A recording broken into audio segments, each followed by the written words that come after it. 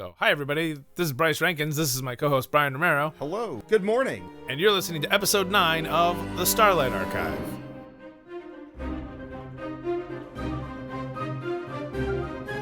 Today we are talking to and joined by Quentin from QnAProps. Hey everyone, it's nice to be here. Always down to talk some High Republic, especially with you guys. Yeah, we're super excited to have you on. We've been trying to get you on for probably like a month and a half now. Schedule's finally lined up. It's tricky with the time slots and with the time difference. Mm-hmm. As soon as we started talking about who could we bring on, you were one of the very first names that we mentioned. Just because your work is so good. Yeah, I'm honored. Thank you. I mean, it's you and Mark Thompson. Those were our first two things we listed. Wow. So I'm honored to be in the same list as Mark Thompson. Yeah, he's a legend. Oh, definitely. Absolutely. First off, we'll rewind. We got Quentin on QnAProps. He does amazing lightsaber props that he 3D prints, right?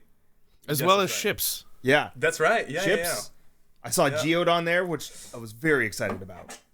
I got a Geode action figure, a Geode bookend. Sexiest man in the I galaxy. got a bunch of High Republic stuff that I offer on my Etsy store and also just share in general on my socials. So yeah, it's basically whenever the High Republic came out, I absolutely fell in love with it, and I got into 3D printing at the same time, and I was like, as Disney isn't making any book-related merchandise, especially not for the High Republic, I was like, let's take matter into my own hands and make some for myself. And then eventually I shared it online with some other folks, and they were interested, so I offered them on my Etsy store, and then. Now And here you are now. Here I am on the Starlight Archive podcast. Okay. So, why don't you tell us what got you into Star Wars? When did you get into Star Wars? I'm for those wondering, I'm actually still quite young, 21 years old, and when I got into Star Wars, I was 14, 8 years ago with the release of Solo. That was my first Star Wars movie I saw in theaters, and yeah, so that's quite cool late. Yeah. So compared to you, you started of course with the Legend books in the 90s. What is it? Yeah. So I got into it quite late, and I didn't grow up with these nerdy type of geeky films like Star Wars, like Marvel, all those other types of movies. But after that, I just got sucked into it. Really loved the whole Skywalker saga. Then of course the Mandalorian, that helped as well to grow my love for the fandom and just for the stories they're telling. So yeah, then eventually the High Republic came around, and I wasn't at all a reader. In middle school and high school, I think I managed to pass high school without reading any books. I was just wow. Yeah. That's impressive. Whenever I got book reports, I just looked at summaries online and managed to get through it. I don't know how I did it, but I did it. And so I was really I was into Star Wars, I knew that, but I really wasn't into books. And then I heard this big publishing initiative started by Charles Soule with Light of the Jedi. And I was like, it's the first book to a franchise, to a big publishing initiative. I was like, let's give it a shot, and if I like it, I'll read the next one and the next one. If I like that one, I'll read the next wave. And you did. And I did, and now I'm at phase 3, almost 4 years later? 3 years later? Yeah, 4 years almost. What is time? The pandemic. I know, right? It's as if I read Light of the Jedi yesterday. It left such a big impression on me. Yeah, definitely. Well, that's awesome. And it's cool that you got in with Solo. I've never heard that before.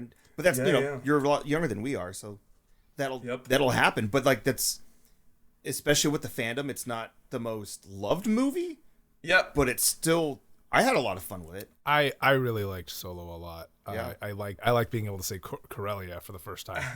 And then of course with the Lady Proxima and all that. Yeah. All this extra underground. I love the criminal underworld of Star Wars a lot. Seeing the all the stuff with them, and then Crimson Dawn, and then of course the end with Maul being there. Oh, yeah. I can't even imagine what that was like for you to just be like, who's that guy? At that point, I've seen fragments of Darth Maul and the double bladed saber. You can't avoid seeing that. But I was, but Solo, it is such a controversial movie but like it's my first movie, so it holds like a special place in my heart. And I love that. It's so cool. Yeah. And I do believe that Solo perfectly captures what Star Wars is about, like the just the campiness of it. Like the vibe is so there. I just appreciate that movie a lot. I actually rewatched it. I think like last month. Still had a blast. Yeah, and coming in with all those that extra knowledge of other Star Wars that they are referencing and things like that. Not to mention Donald Glover in that movie. Oh, it's amazing. So good. Very excited for his show. Oh yeah. Him and his brother are still writing that show, and it's still apparently like on schedule. We don't know what the schedule is, but like apparently they're still going with it. Still greenlit, so. Yeah, so you got into High Republic on the ground floor then. Yes, that's right. Yeah. Like right from the beginning. Well, I think Light of a Jedi released 2 months ago when I got into it. Oh, okay.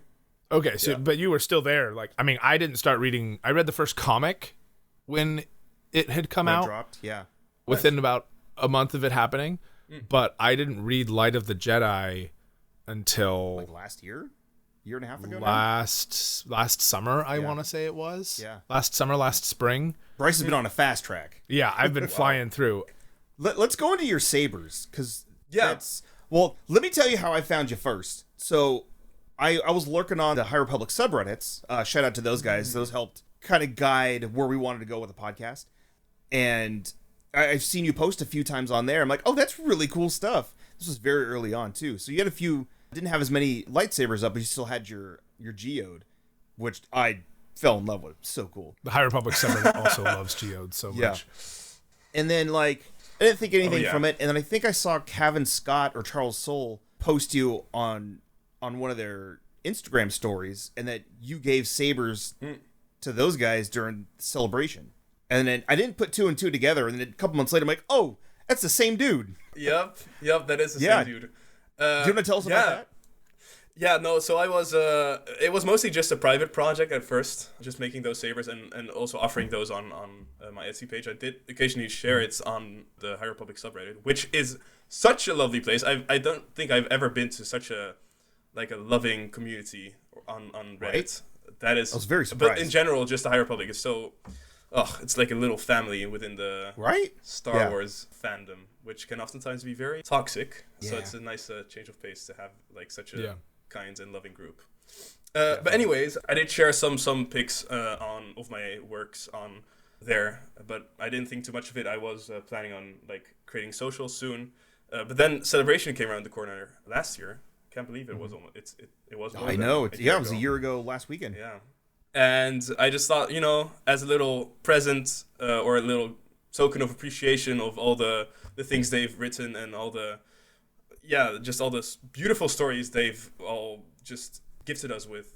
I wanted to return it to them in a way of giving them like lightsabers. So with a bag full of sabers, I approached them and I was like, Here you go. Pick one, and it's just a gift freely given, if you will. See what I did there? Yeah. Hell yeah. And I got like their autographs on my favorite books of them. Also on like the tote bag from the store. No, the Rising Storm out of print edition. Had like a tote bag that came with it, and I did it really? Yeah. Missed that one. It's actually like right there, like the exclusive cover, and that is signed by all the authors. Oh, cool! Right on. Oh, cool! That's sweet. Yeah.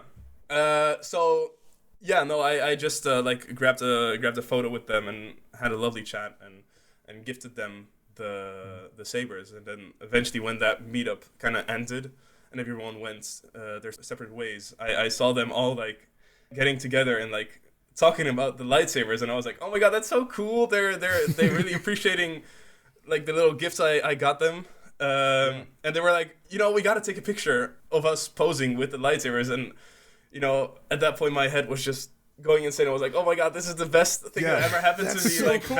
best Star Wars experience.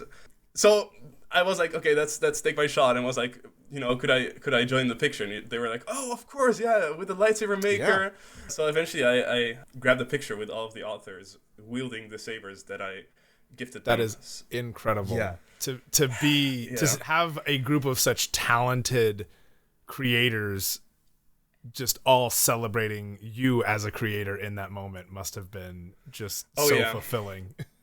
Yeah, I still honestly can't believe it. And when I like got back from that with my friends, I was like, it took me a few minutes to, fully settle again. I was up in the clouds. Yeah. I was bummed I missed the meetup. It ended up being later in the afternoon, one of the days. And we ended up going to a party that we had to be there early for. I think it was the boat party. So we had to be at the docks a little bit early to get on the boat because there was a boat party. Ships in the night. Yeah. So, but I kept seeing all these High Republic people or cosplayers walking around. I'm like, that's cool. Like, it's gotten like legit traction. And then the panel that they did was so packed.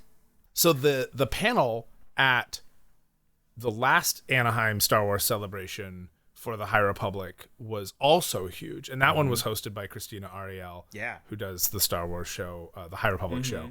And I had passing knowledge at that time, but I just remember seeing all these people. And there was a Geode cosplayer there, which was awesome. I brought this up on our Sneaky Geek episode with the Bitches of Dathomir, which is a great High Republic podcast. If you haven't listened to it, it's so good. But yeah, there were all these High Republic cosplayers, and all the authors were there, and they threw up their artwork for the end of Phase 3, and it's, the explosions happening, and I was like, oh, well, I guess I know what's going to happen to that. But I remember that whole panel. I was like, oh my gosh, this little like book project that's happening on the side is huge, so huge. Yeah. And so when we went to go start this podcast, we had a lot of, questions of how many other podcasts for High Republic are there, because we assumed there would be, a ton that we'd have to be kind of competing with, but there's not a ton. There's a handful of really good ones, and that community is also just so nice. Oh yeah.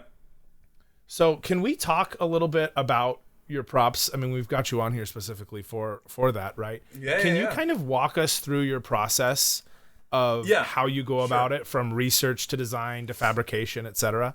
Yeah, totally. So usually I start with just brainstorming what kind of props would be relevant, what would I like, because like I'm the target group. Yeah, absolutely. Yeah. Which really helps if you have a little small business that you are the target group. So it's basically like, what would I like to have on my bookshelf? And then like you go ahead and make that. But so yeah, you have the idea first, of course. Then you start gathering references. So one book that really helps me is the Art of the High Republic book. Kristen Baver. Yes, that's right. Yeah. So yeah, I just gather as much references as possible, not only from that book, but also just like from some of the like the video infographic introductions to the characters. Like sometimes they have like they wield their lightsabers, and I use that as well. Back when I started doing this, I did it with a friend. Now I'm like a solo. I do it solo basically.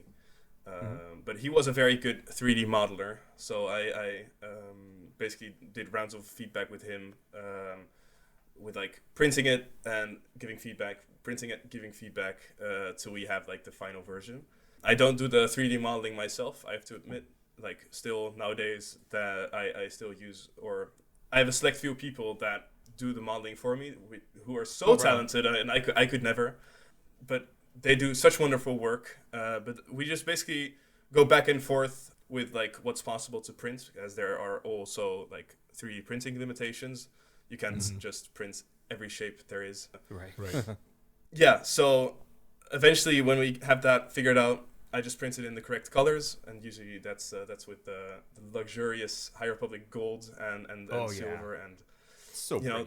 Yeah. Which also, like, I've chosen such a good era to make lightsabers of. Like, the High Republic has the prettiest sabers ever in Star Wars. Agreed. Yeah. They're so like shiny and ornate and extra and yeah.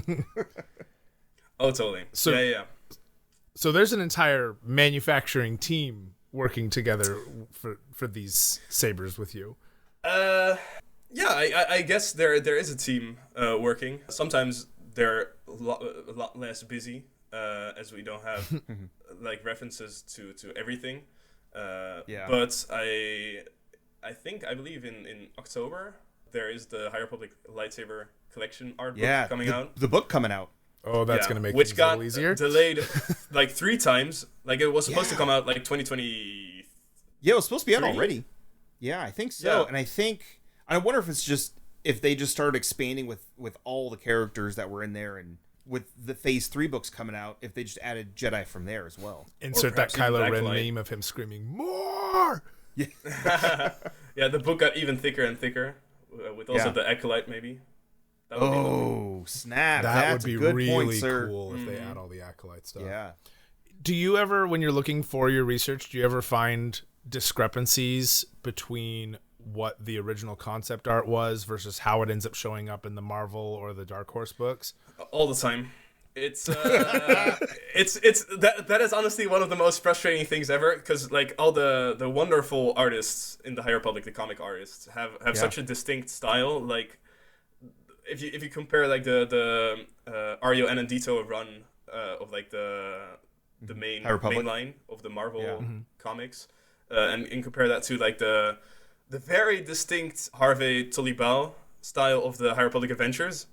Like, there is such a big difference, and it's hard to try to create like a realistic interpretation of their version of the saber, basically.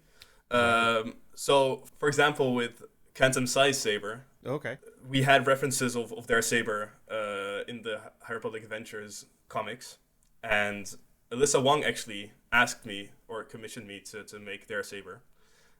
That's so cool. Yeah. That's awesome. That is so cool. But I really wanted to do it, but there just wasn't, like, there was one reference of like the full saber hilt, but it was just so in such a distinct style, which wasn't particularly like realistic. Right. So it would be hard for me to use all my resources to make that version, and then eventually when the lightsaber collection book comes out, it'll be like the realistic final version. So I'd have to like then change the design up again to match it. Hold that thought, because I just picked up a Quantum Side variant cover like 2 days ago, and now I'm like wondering if it's on there. I believe because it's hard to see. Yeah, have you seen this one? It's hard to see his saber, but this cover, it's hard to see the saber one. But there is one panel within the comics that shows their saber. Oh, cool. Let's see. I dig Quantum. Yeah, they're so cool. Circus background. So as you can see with that picture of the reference, it's a very clear reference, but it's such a distinct style. Yeah. With all the the lines. Yeah. So I'm afraid very that whenever, detailed. It is.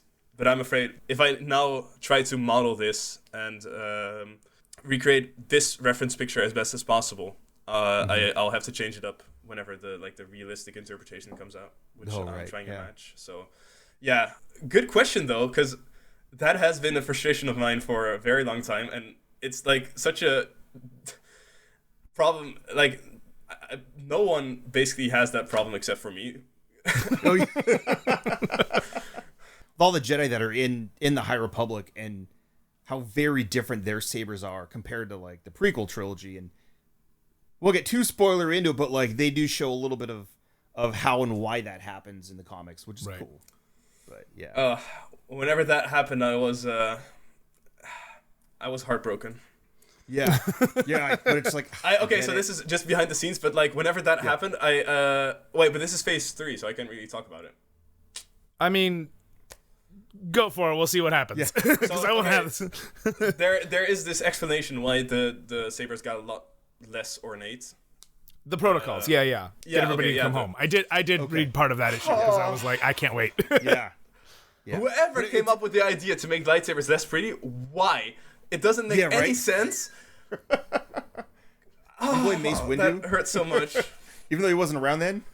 Yeah, my most hated character in the entirety of the Star Wars let's hear it. Saga is the person that came up with the idea to make sabers a lot less ornate. Whoever came up with the protocols. Yeah, I hate them. Yeah.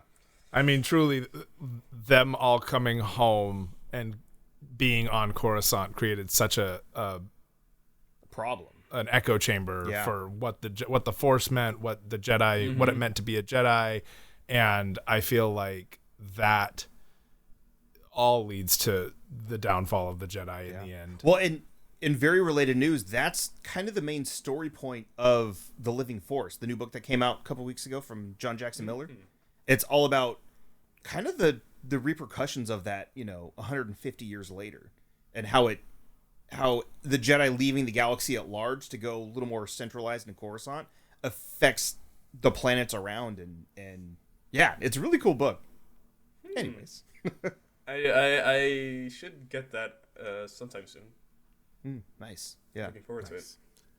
A lot of people, when they hear something is 3D printed, their first concern is like the lines, like the 3D print lines, the textures being a little weird. I've seen some clips online of like extra paste kind of being added to it to fill in those lines and that sort of thing. How do you go about that process? Because I've seen some of your earlier stuff versus your very, very shiny Stellan Geos. And how did you go about kind of perfecting that process so that you can make these so smooth? You're asking me to share my secrets. Let's not go too into trades without giving away too much in the way of trade secrets, but reassure our audience so that they can go, I can order that. When I first started off, like very back in this, like the first 10 orders I received on my Etsy store, they were basically just white versions of like lightsaber parts that I offered, which they could paint themselves. Oh, cool. Like this one was the Obi-Wan saber in the background. Okay. That one was just 3D printed, and it had a bunch of, like those first versions had a bunch of layer lines, and I also had like a cheap 3D printer, so I wasn't really concerned with like hiding the layer lines, let's say. But eventually, like when the business scaled up more, I realized that I can also offer them like completed versions, but then in the correct colors. So I started experimenting with that, and usually with 3D printing, like metallic shiny objects, the layer lines only get more and more visible. So it was hard for me to like dial the settings so it wouldn't be that visible, which they weren't the first few versions. But then eventually I got into like the Bamboo Lab 3D printers, which are such good machines. They make it so easy to calibrate. Basically everything to make sure those layer lines are as hidden as possible, basically. Right on. And so now I just use those machines to basically recreate a product that looks almost like real metal, like this one, for example. Oh nice. They look really lightweight too. Vernestras? Yeah, they are. Yeah, this is Vern's. Yeah. I know my sabers. So, can you tell us about ship design? And because you have a few ships as well. Yes. Like the little Vector. Like the Vector? The Vectors? Yeah. Oh, yeah. With movable, posable wings. Yeah, so one thing I've noticed whenever I was reading the High Republic was that there are so many distinct new ships. Which first, of course, I started with the lightsabers, but then eventually I moved onto like stuff like Geode, and I realized that people also might be interested in like the ships, because like they're so one of a kind, and like for example Starlight Beacon too. Which you made a kit, like it's like a build your own model kit. Yeah. That's amazing. Yeah. So we basically got all the parts, and it's basically like a little Lego set. You just click a few parts together, and eventually you just have like the scale model of it for your bookshelves. Yeah. That's awesome. Speaking of Lego, Bryce made his own Lego Starlight Beacon. I did make my own Lego Starlight Beacon because there wasn't one. So I made it primarily with the Lego Advent Calendar parts, which are really good for those micro builds. Like I wasn't building some massive Starlight Beacon. Like it's about 1.5 inches tall. Okay. It's about 4 centimeters tall. Nice. But it doesn't have any of those like extra extruding, and a few little. It doesn't have all the extra parts like sticking out the sides too much. But yeah, it's actually right in the other room. Oh yeah, it's still over there. Yeah, I haven't moved it. Let me grab it.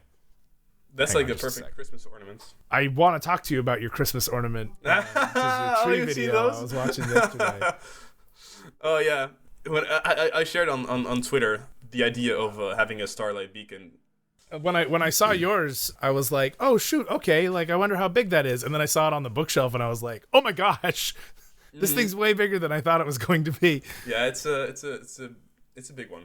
Yeah, it's so cool. But going back to your ships, I saw that you have a video on. I think I saw it on your Instagram of you decorating a Christmas tree with all of the little ships. Yeah, so you had right. the vessel and you had the vectors. How many ships do you have now? In that, I offer only 2 right now on my Etsy store. But I can tell you, this is a little bit of a Starlight Archive exclusive. Exclusives? Or Christina Ariel says, exclusives? The Long Beam Cruiser will be made available nice. in a very short time. So awesome. Yeah. Excited to see that one. It's actually cool. Talking about the ships, I need to talk about Daniel Alex on Printables. He actually offers very nice 3D models of a lot of High Republic ships, even like the Nile Storm ships. Cool. The Nile Fighters, the Starlight Beacon, he modeled that as well. And also the upcoming Long Beam Cruiser, the vessel as well. He makes such incredibly accurate and detailed models, and he allows me to use those commercially on my Etsy store. Oh, cool. His work is phenomenal, and I encourage everyone with a 3D printer to check out his work. It's Daniel Alex on Printables. He's such a talented guy. Yeah, we definitely want to shout him out. No, but yeah, talking about the Christmas tree ornaments, I actually came up with that idea of basically, I looked at Starlight Beacon and I was like, that would make for the best Christmas tree topper. Oh yeah. So I eventually implemented like a hole in the bottom of the design and put it on like a small little Christmas tree, and I was like, oh my god, that is amazing. I need to share this ASAP. But before I did that, I went on his page to see some more High Republic ships that he made. I printed those out, and well, eventually that video got created, and I think there were seven ships or 6. Oh my gosh. That's cool. But yeah, I am planning on offering those for a Christmas release to make them available for others to purchase for their Christmas trees. Yeah. Love me some ornaments. So you've done ships, you've done sabers, you've done some props for Dune. Oh yeah. You've done sabers from other eras. Do you have any hopes to do anything else that you're kind of hoping for, like the statues from Jeddah, or maybe a nameless egg? Ooh. Feel free to write down ideas. Yeah, no, but honestly, if like any listeners or any of you come up with some ideas for future props, you can always reach out to me. Sometimes I'm right now in a phase where I don't really have any ideas for future props, although I do have a lot in the backlog to release in the future. Gotcha. But yeah, if you have some ideas, please share them. Like the statue of Jeddah, that's a good one. Yeah. No, but for future projects, well, of course, I have to mention the Acolyte coming out. Yes, Of course, a lot of sabers so to worry excited about. When I saw that trailer, when that ended, the first reaction was, of course, play it again. But then after the second time I watched it, I was like, oh my god, I'm gonna have so much work releasing all of these sabers, because I am gonna do it. But we just haven't gotten any reference photos yet, so I'm hoping they're gonna do the same as they did with the Ahsoka show. I believe San Diego Comic-Con. They showed them early. Had a exhibition of all the lightsabers. So please, Star Wars, anyone from Star Wars, if you're listening to this, bring up the idea to display all the sabers at a convention, so I can start modeling it or start making it. Yeah, I wonder if we'll do it again this year for Comic-Con. I mean, Acolyte will just come out, so it Yeah. makes sense. Yeah, we'll be right in the middle. If not, it'll just end by the time SDCC rolls around. And they're hoping for a season 2 already, so. Yeah. We'll let you know. I'm going at least 1 or 2 days. Okay, the Star Wars if you spot booth at them, San Diego please Comic-Con share as many detailed photos as possible. Oh yeah. Do a full walk Yeah. around. Yeah. This angle. From the top, from overhead, the bottom, under. every single angle. Yeah. I'm here representing QnAProps. I need to see. Can I hold these, please? Wow. Well, that's actually funny because like eventually my ambition is to one day like become a prop maker and create all of those. Oh, it's awesome. Props. I mean, it's hard for a Dutch guy, as it like there are no productions, of course, here, so I'll probably have to move to the States or London or whatever.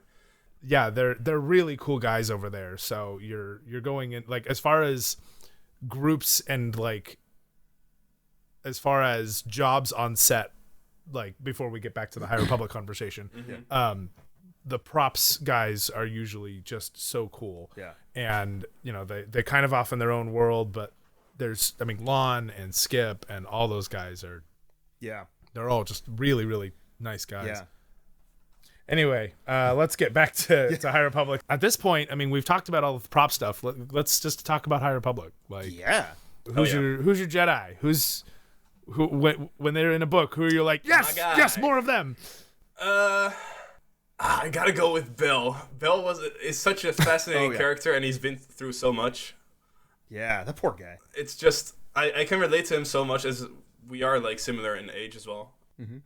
And his relationship with Loden is so extremely, I don't know, heartwarming and like every time I read I read chapters about them, it's just so lovely, and it's also part of what got me into the High Republic, like those chapters in Lives of Jedi with them. Mm-hmm. Yeah. Oh, it's so good, and I won't, of course, talk about what happens, but I'm still very interested to see where that story goes, and Bell is just still my guy. Plus, Wreath. Oh yeah, I love Wreath Silas too. Yeah, Bell Zettifar and Wreath Silas both. And I feel like they don't cross paths very much. No, and I would want them to more. Yeah. Mm-hmm. I feel like they'd be BFFs. Yeah. He's already got Buriaga. Yeah. And sort of related news, did you see the Young Jedi Adventures? Yeah. The kid show when Bell shows up? I love that. Yeah. I'd be a happy man if eventually Kai ends up being Bell's Padawan. That's what we're saying. Yeah. It would be like the perfect master and apprentice. Oh yeah, I want. He's already started. He's already like basically begun that relationship of like somebody that he looks up to, but that also bestows wisdom upon him. Yeah, I'm sure Bell doesn't think that he's qualified, but right. No, and I feel like with Wreath is such is like a character written for us, like to be relatable. Like he's such a bookworm. And loves to stay inside, read his book, study. Then he's thrown into this big adventure. So I feel like Wreath is just such a relatable character for like a lot of more introverted bookworms, which, I mean, representation and just in general in the High Republic has been so good. And all around. Yeah, it's nice that there's such differences in their approach to the Force, their approach to being a Jedi, their approach to just, are they adventurous, are they not, are they interested in helping people, or are they interested in serving the Force? Is this an individual help situation or a greater, larger group kind of thing? Are we off for swashbuckling, or are we off for telling every person we meet that we can't be attached, but we're down to get down? You know. Yep. Mm-hmm. Hell's our man. Totally. Tez right in. Oh yeah. Sorry, babe. I don't do attachments. Same time next week, though. Also, really quick, it's a crime we've never got like full references for Elzar Saber because he's such a big character. Oh, I didn't realize that. Yeah. He's not very present in the comics, so we don't have a lot of vids. Like we've seen the top of his saber plus the bottom in covers. But like the middle part, it's always covered by his hands, so I just don't have enough references to make his saber, which sucks because he's such a big character, like I'm imagining the posts and the photos I can make with like the three sabers of like Stellan, Avar, and Elzar. So cool. Yeah, or my like constellation in the Force, or like provide a discounted bundle of the three, or something like that. You know. Yeah. I guess I'll have to wait till October. Yeah, right. I'm really excited for that book. When that original one came out, of just everybody's. And I think Stellan's is in there too. As a little sneak peek for the High Republic. Like I went through that book like so slowly, and because I just love Jedi and Jedi lore and lightsabers. Like I mentioned before, like I have a whole bunch of the Disney ones, and so I love that stuff. So when they announced the High Republic version, I was like, oh yeah, say less. Mm-hmm. Yeah. Yeah, totally. Looking forward to that. Yeah, that's a lot. Do you have any plans for Marchion Rose weird saber gun thing? That one. Woo. That is an interesting one. I'd like to make it as like a private project, but I know that like international shipping with like prop guns can be quite tricky, so I don't really want to delve into that like niche of like blasters. Gotcha. To avoid like the police showing up at my house one day. Yeah, that's fair. Yeah. Thinking I'm smuggling like fake guns or real guns outside of the country. Yeah. So yeah, no, that is not really on my list, but I do have to say that maybe or maybe not.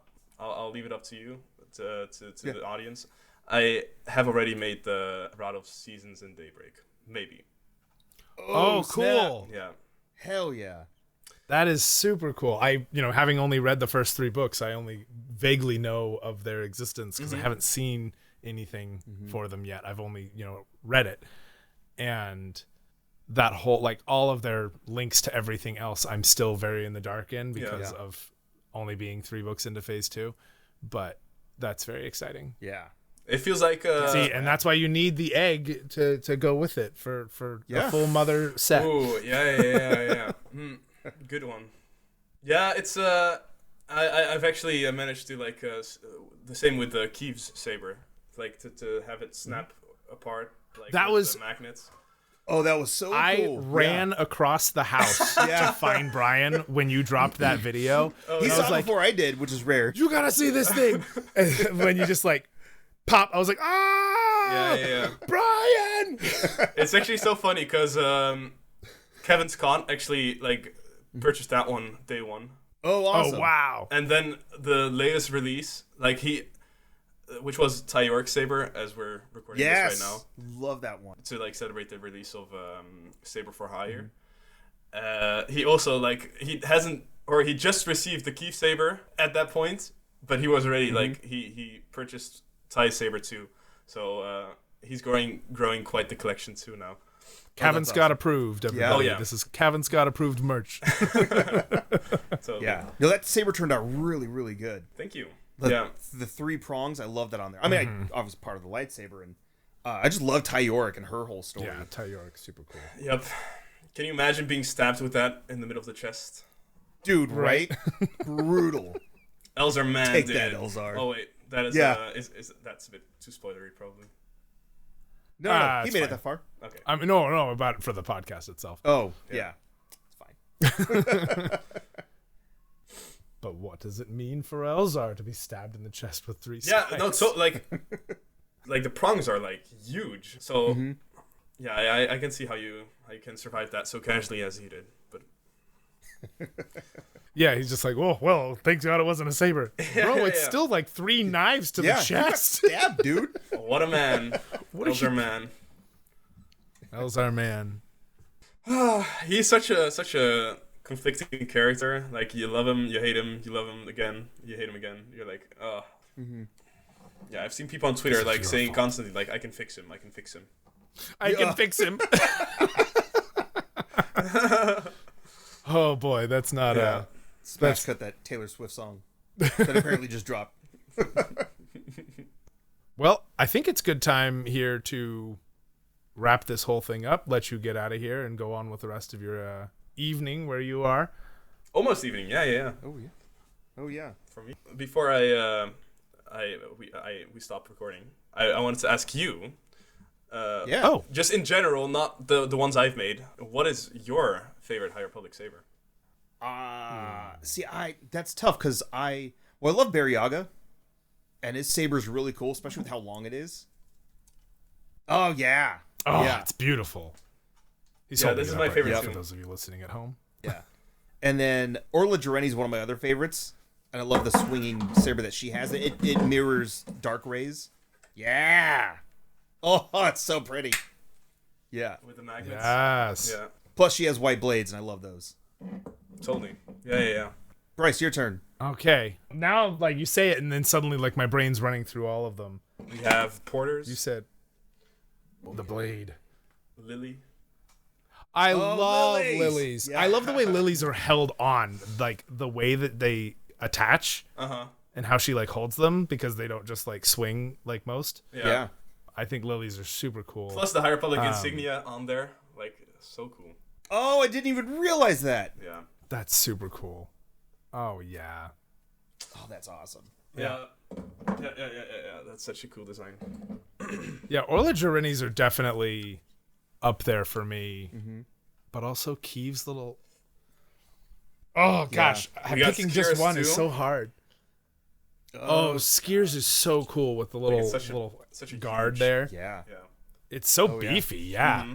Makes sense for a Trandoshan. Oh, we're just gonna go through. You just walk me through them and then I'll make my decision. Yeah, sure. So we have Comax. It's a bit of a Comac Vitus with the curve. Yeah. Love the decoration here. Then Vern's like design wise isn't as interesting, but like you have the whole light whip thingy. The so light that's whip, that's sick. Which we might see in the Acolyte. Oh, I'm so hoping we do.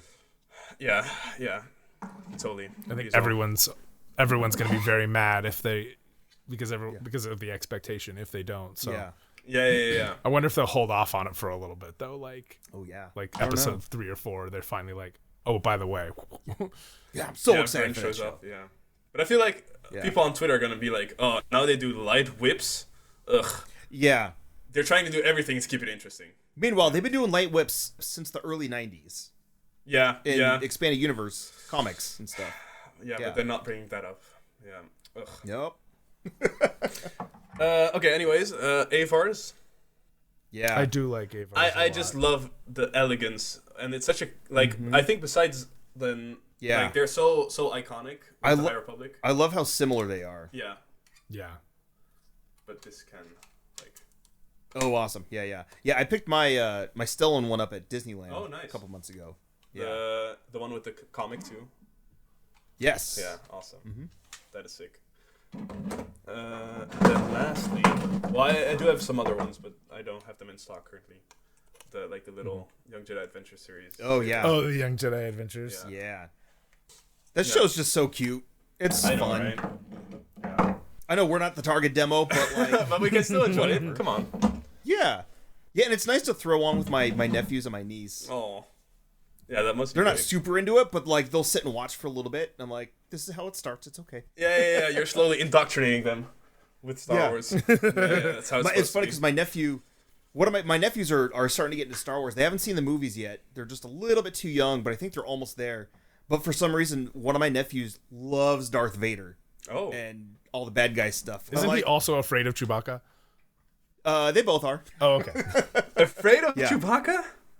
Yeah, I mean, 7-foot big old hairy thing walking around. They're 5 and 6, so it makes sense. But yeah, one of them loves Darth Vader. I ended up getting a Vader costume for Halloween, and he just wore it around. I'm like, yeah, that's my guy. Nice. Proud uncle moment. Joining the dark side in the early ages. Yeah, right. Yeah. Okay, funny. I have an answer for your saber question. Okay. As far as design goes, I'm gonna go with Orla Jareni. Solid. But as far as the ones you've made goes, Keeve, because that magnet thing just so cool. Watching that come apart, I was like, oh my god! Like in my opinion, that is the most, at least the most impressive reveal that I've seen you do. Nice. That was so good. And then as far as the saber I'm the most interested in from a story perspective, it's Loden Great Storms. Ooh, because that saber went on a little bit of a journey. Yeah, it did.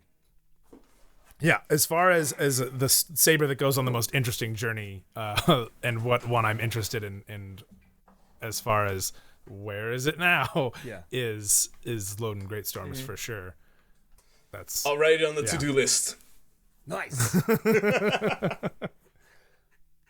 But yeah, I think Orla Journeys is probably the most interesting design wise, just because it's very Temple Guard. Yeah, I love the Temple Guard esque, which is really cool. And considering that she is not necessarily, she doesn't serve the Jedi, she serves the Force as a Wayseeker. Like, that's very cool. Oh, that is such an interesting concept. Yeah, the Wayseekers. Man, I love the High Republic. Yeah. Oh yeah, it's so good. It's so good. Well, thank you so much for coming on and chatting with us for as long as you did. Yeah. Yeah, really, well, thank you for having me. It was lovely chatting with you guys. Yeah, I can't wait to see all the different things you're making going forward. So thank you so much for coming on and talking to us about your process and about your love of the High Republic and getting to nerd out with us on our love of the High Republic. Anytime. Let's run through where people can find you. Where are you active online? Can people see your stuff? Where can people buy your stuff? Most importantly. Yeah, so I share most of my works on Twitter, or X, at QnAProps. It's all the same usernames. On Instagram as well, at QnAProps. And I recently started sharing TikTok videos on TikTok as well, which is also at QnAProps, with an N. So QnA, not the N. Yeah, at QnAProps. Yes, that's right. PROPS. And then if you're interested in supporting the work that I do and having a super nice addition to your bookshelf, you can always find me on Etsy. So the link of that one is in my bio. It's QnAProps.etsy.com. Cool. Yes. Wonderful. Very nice. Well, as always, make sure you follow us on our socials. We're active on Threads and on Instagram, and we are available anywhere podcasts are. At the Starlight Archive Podcast on both of those, you can find us there. And of course, make sure you give the podcast a like and a follow, and we will see you next time as we dive into Wave 2 of Phase 1. Yeah. And we can't wait to talk to you guys about all that stuff because we got to find out what's going to happen at this place called Valo. Yeah. So that's pretty exciting for everybody. And we can't wait to talk to Quentin a bit more, a little bit later down the line. Yeah, down the line, once we get to Phase 3, we have all these new sabers to talk about. And, when Quentin's workload has officially overtaken his entire life and he has no time whatsoever, we'll be able to talk to him again. I'd love to be on here again. It was a lovely chatting with you guys. Yeah, same for you, man. Thank you so much. All right, everybody, be well. Quentin, do you have a favorite quote from the High Republic? Yes. It's okay. So my favorite quote from the High Republic, at least, is, and I think there are some contenders like outside the High Republic too. It's from Skier. Yes. Yeah. But it's, most Jedi have felt the temptation of the dark side. It is only natural, but we resist it. It is a deliberate path to the dark, not a series of bad days. Being a Jedi is about choosing the light over and over again. That's it. Thank you very much. Drop the mic. Boom. See you next time, guys.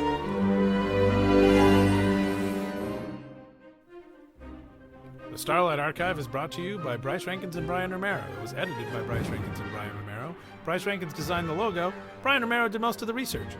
It's produced by Bryce Rankins and Brian Romero, and basically it's just us. The Starlight Archive is brought to you by Sneaky Geek Media 2024. All rights reserved.